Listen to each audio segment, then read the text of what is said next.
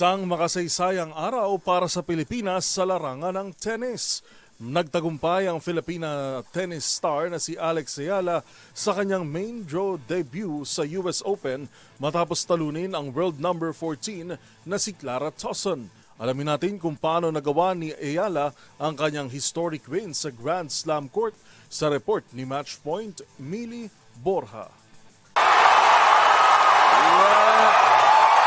Just 2-1, 6-3, 2-6, 7-6.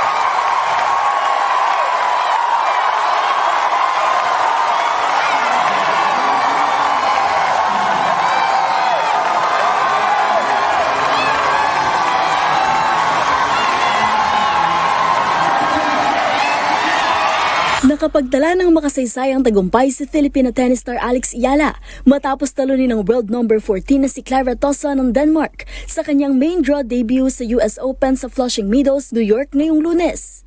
Sa harap ng halos 8,000 manonood, naging kauna-unahang Pilipinong tennis player si Ayala na nagwagi sa isang Grand Slam main draw match. Mahirap ang dinaanan ni Ayala sa ikatlong set matapos maiwan ng 5-1, ngunit nagpakita siya ng matinding puso at determinasyon. Nakapagdala ang Pinay tennis star ng 5 magkakasunod na panalo upang lumamang ng 6-5, ngunit nakahabol si Tauson at napilitang tiebreaker. Sa kabila ng madramang palitan ng puntos, nagtala si Ayala ng maagang 8-4 na kalamangan bago nakapantay si Tauson.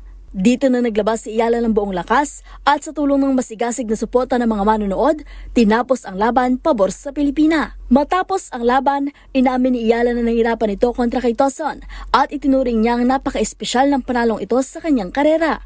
Susunod na makakaharap ni Ayala sa ikalawang round ang magwawagi sa laban ni Cristina Boxa mula Spain at American na si Claire Liu. Para sa MBC TV Network News, ito si Mili Borja ng DZRH TV, una sa Pilipinas, una sa Pilipino.